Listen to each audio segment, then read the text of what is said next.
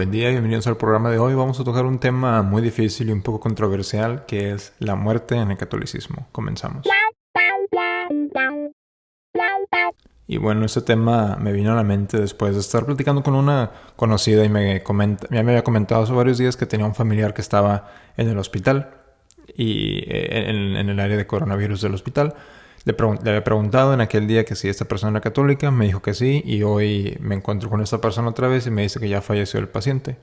Le pregunté que si habían tenido acceso a un sacerdote para la extrema unción y la última confesión, etcétera, y me dijeron que no. Entonces, estamos viviendo en tiempos muy difíciles, no solamente por el número de muertos, que si vemos las cifras oficiales en Estados Unidos hubo menos muertos en el año 2020 que en el 2019. Entonces no es que se esté muriendo necesariamente más gente, pero sí estamos viendo que la gente se está muriendo sin los sacramentos. Entonces es algo muy trágico y hoy vamos a platicar de la secuencia, el himno latino Dies Irae. Es un himno latino muy famoso, famosísimo. ¿Por qué?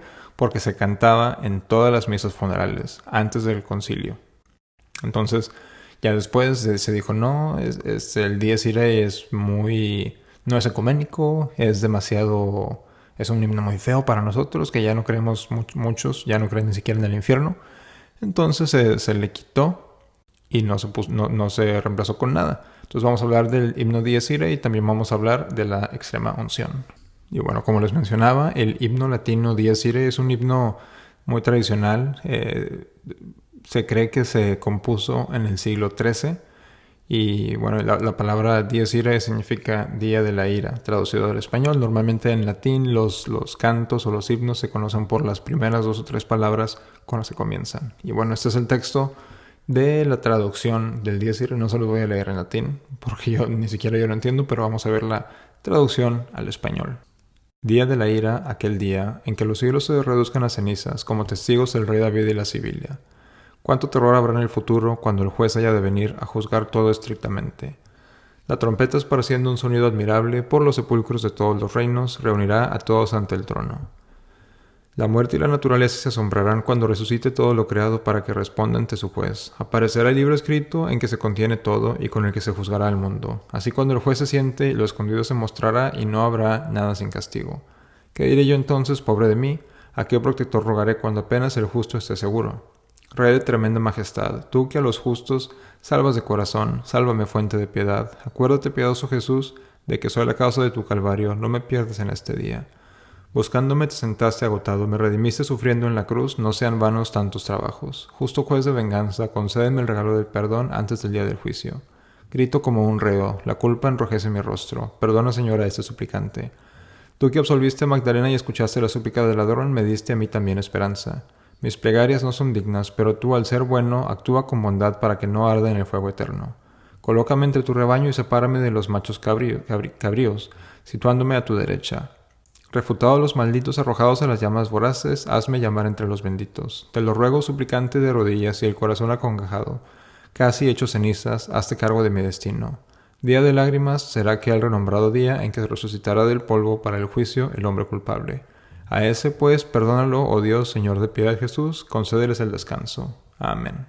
La Iglesia Católica enseña que vamos a tener 2 juicios, el juicio particular de nosotros, que es cuando al momento de nuestra muerte, y el juicio general al final de los tiempos, donde van a estar reunidos todos los humanos y se va a revelar todo lo de la historia. Entonces, sí, hay algún dato histórico que no conocemos hoy en día, ¿no? Si tal persona murió, de qué manera, o etcétera.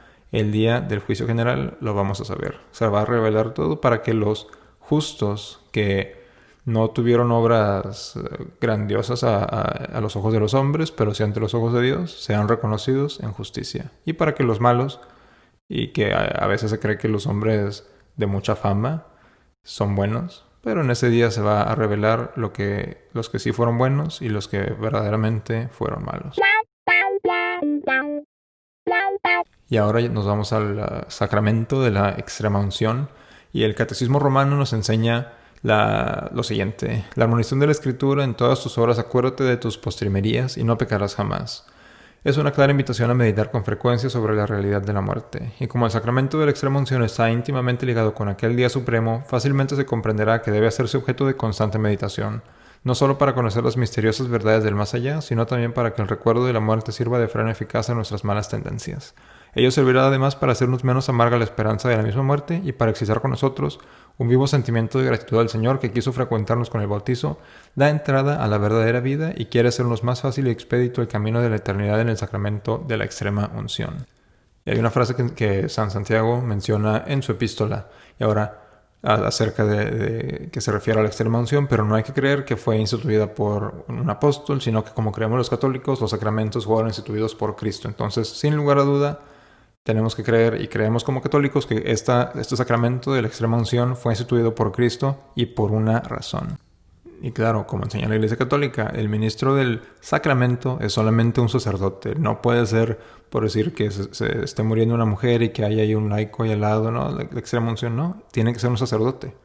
Es la enseñanza de la Iglesia. Entonces, lo que hay que entender es que la Iglesia nos enseña, y todos los santos confirman esto, que morir, saber la hora de nuestra muerte, es una gracia increíble. Una muerte súbita se puede considerar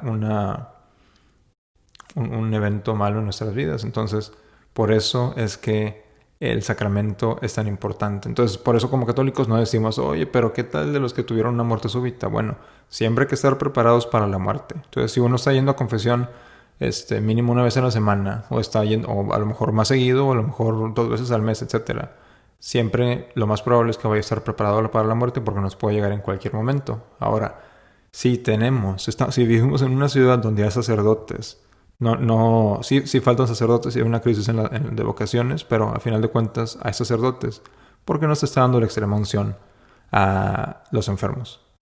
Y especialmente a los que están a punto de morir o están ya en sus últimos momentos. Y antes de que los protestantes nos empiecen a decir, es que ustedes católicos piensan que solamente se salvan con los ritos. Los ritos son importantísimos y fundamentales, pero estas son las disposiciones necesarias para recibir el sacramento de la extrema unción de una manera lícita y válida.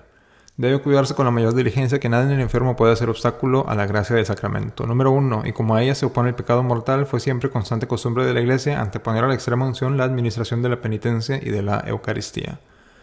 Número 2. Debes exhortar al enfermo para que se disponga a recibir el sacramento con aquella fe que animaba a los enfermos cuando se presentaban a los apóstoles pidiendo su curación. Ante todo, con un gran deseo de la salud del alma y después la del cuerpo, si ésta puede ayudarle para su salvación eterna.